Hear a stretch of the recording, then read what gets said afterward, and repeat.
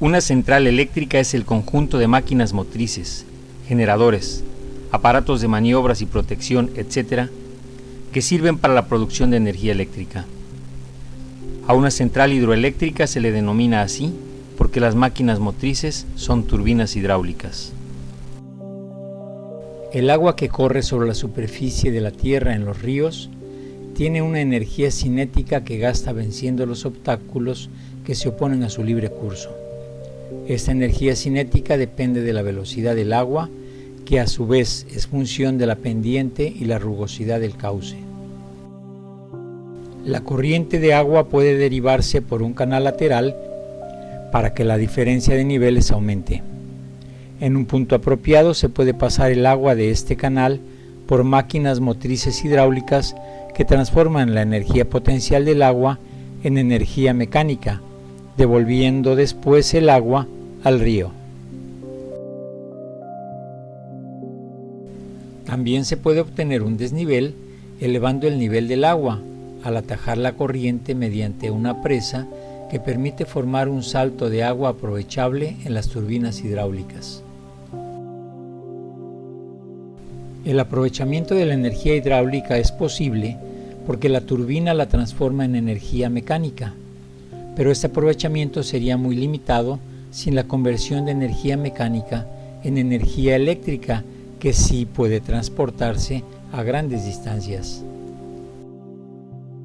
En resumen, se entiende por instalación hidroeléctrica al complejo de obras civiles, hidráulicas y eléctricas que permiten transformar en energía eléctrica la energía potencial o cinética que contiene el agua de las caídas, los embalses o los ríos, y que depende también de un cierto desnivel entre la central y los ríos, caídas o embalses. Los tipos de centrales hidráulicas son muy variados, ya que en todo caso la construcción de la central se debe subordinar a la situación del río, embalse, etc. Con esto, las centrales hidráulicas se pueden clasificar como de alta presión, con alturas de salto superiores a 200 metros, de media presión, con alturas de salto comprendidas entre 20 y 200 metros, y de baja presión, con alturas de salto hidráulicas inferiores a 20 metros. Las centrales hidráulicas también se clasifican como sigue: centrales de agua corriente, que se construyen en los sitios en que la energía hidráulica disponible puede utilizarse directamente para accionar las turbinas, de tal forma que, de no existir la central, esta energía hidráulica se desperdiciaría. Centrales de agua embalsada. En esta se consigue un embalse artificial en el canal. Se acumula el agua que se aprovechará en la central según las necesidades.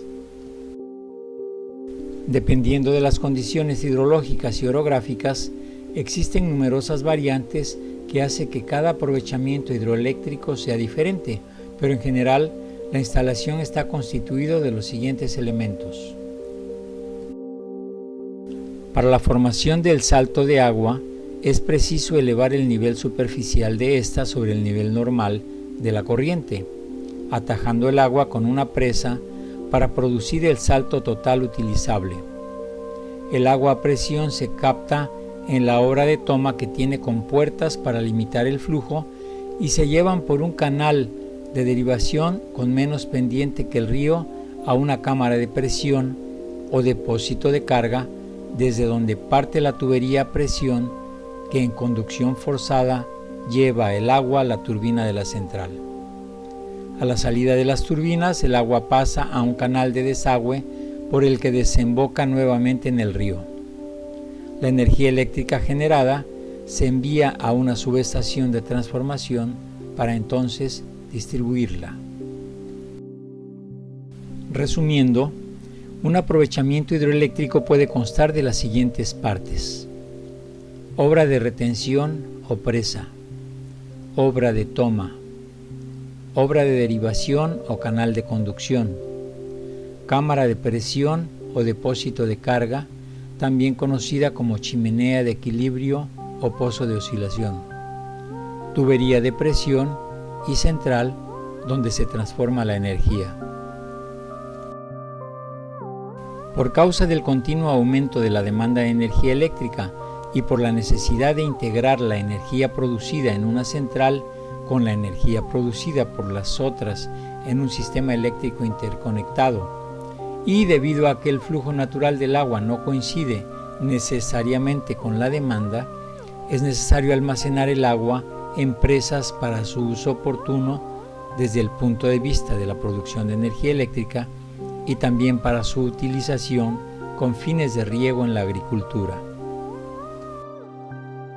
Por el objetivo para el que están construidas, las presas se dividen en presas de derivación, dispuestas para elevar el nivel del agua, contribuyendo a crear el salto, siendo secundario el almacenamiento del agua, y presas de embalse, cuyo objeto preferente es el almacenamiento del agua para regularizar el caudal del río. Con relación a la característica de la obra de contención, los diques se clasifican como gravedad para cuencas grandes y medianamente profundas, o bien de arco para cuencas estrechas y profundas. La clasificación de las presas o embalses es común que se haga según sea el material de construcción empleado, como presas de tierra, presas de piedra o escollera, presas de concreto o presas mixtas. Generalmente, para aprovechamiento hidroeléctrico no se utilizan las presas de tierra ni las de piedra, sino las mixtas, constituidas por tierra y piedras o escollera. La escollera constituye el macizo estabilizador de la presa. La capa impermeabilizadora puede estar constituida por una pantalla de hormigón o de arcilla apisonada. Para alturas inferiores a 40 metros, suelen resultar más económicas las presas de tierra y piedra, pero para mayores alturas, las presas de hormigón armado pueden resultar más económicas debido a que los taludes que hay que dar a las presas de tierra y escollera aumentan mucho su volumen y por tanto su precio.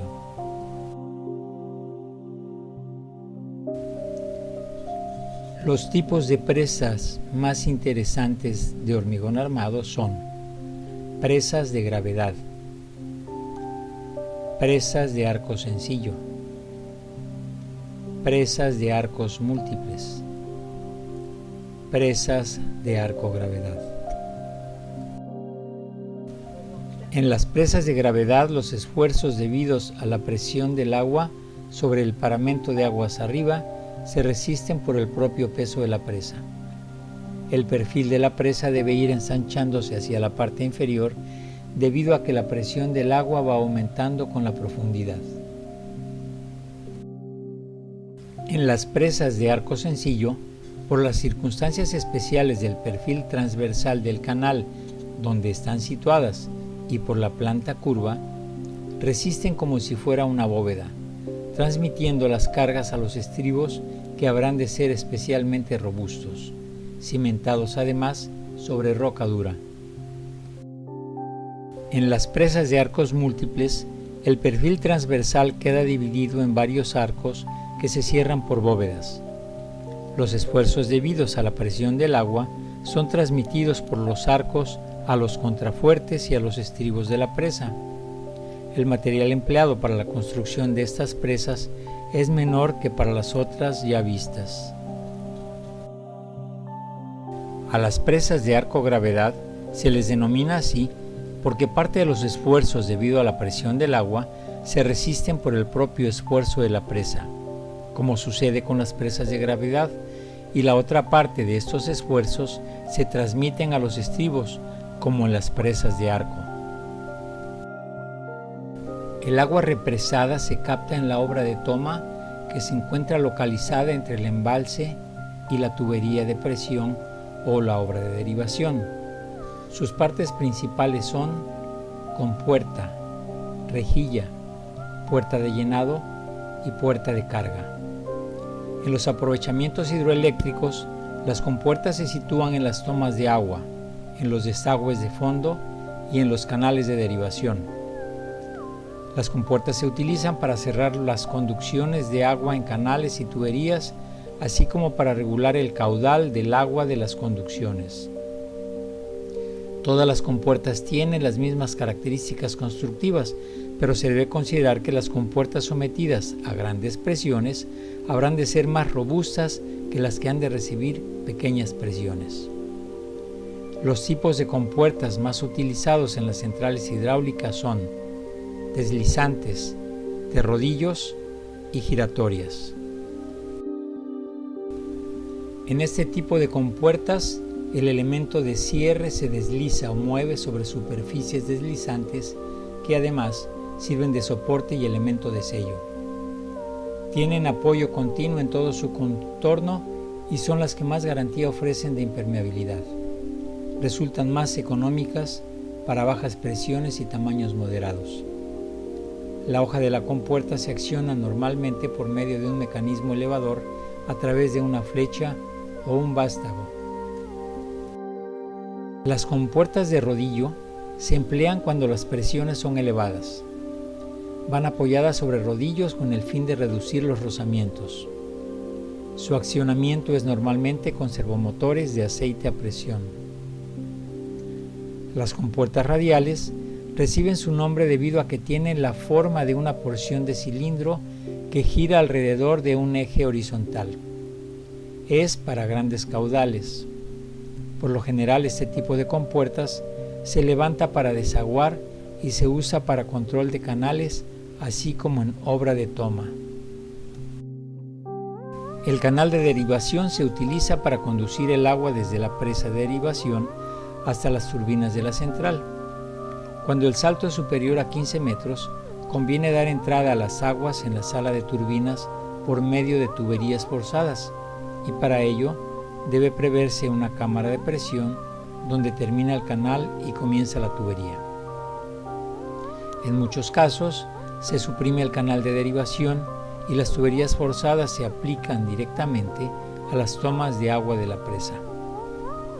Por lo general, y para evitar filtraciones en el terreno, los canales de derivación están revestidos interiormente de mampostería, hormigón en masa o armado. Los canales se pueden realizar en desmonte, es decir, excavando el terreno, solución que es la más segura para efectos de estabilidad y la disminución de filtraciones.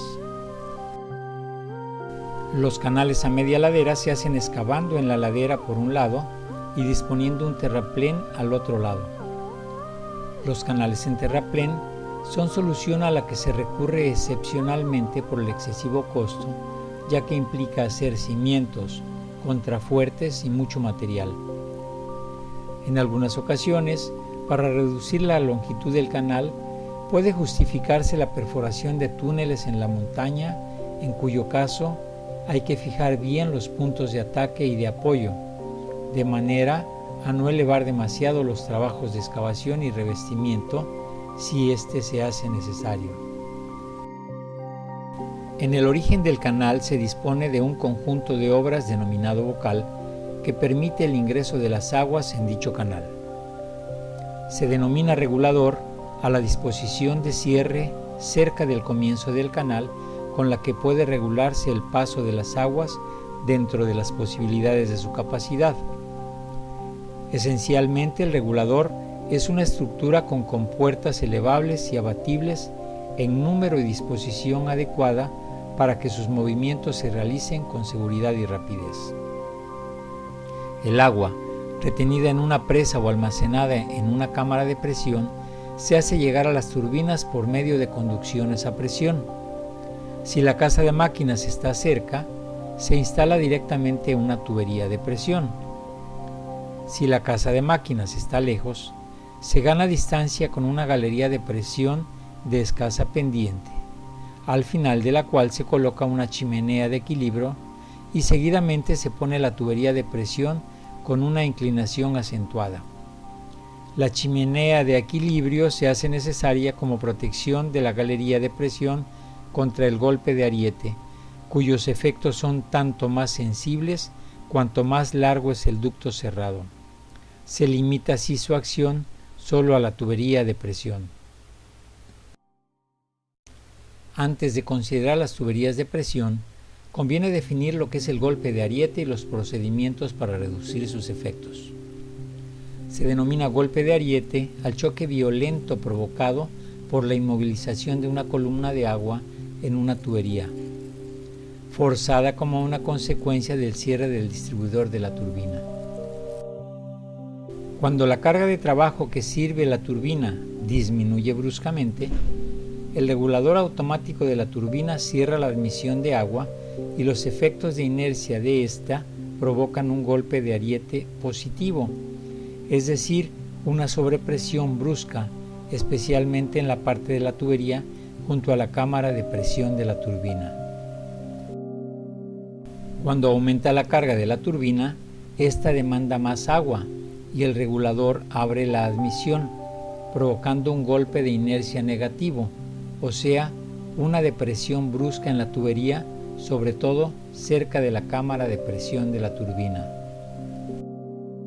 En las tuberías de presión de gran longitud, los efectos del golpe de ariete pueden ser importantes, y además, en estas tuberías el agua tarda más tiempo que en las de corta longitud en acelerarse o desacelerarse lo necesario para acoplar la velocidad del agua al nuevo régimen de carga que precisan las turbinas.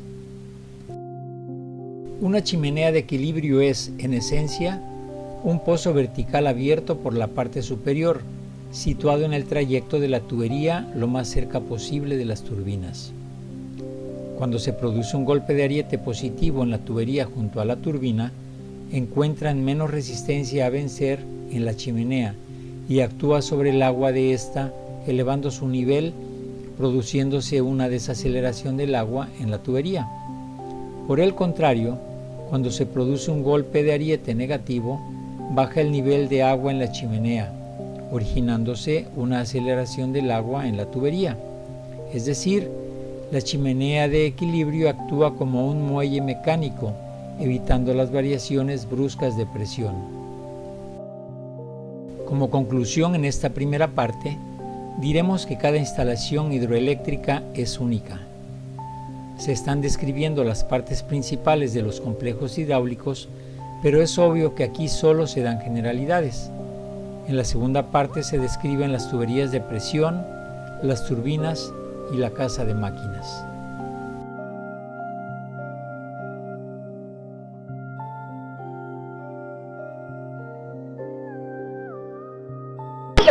That's all, folks.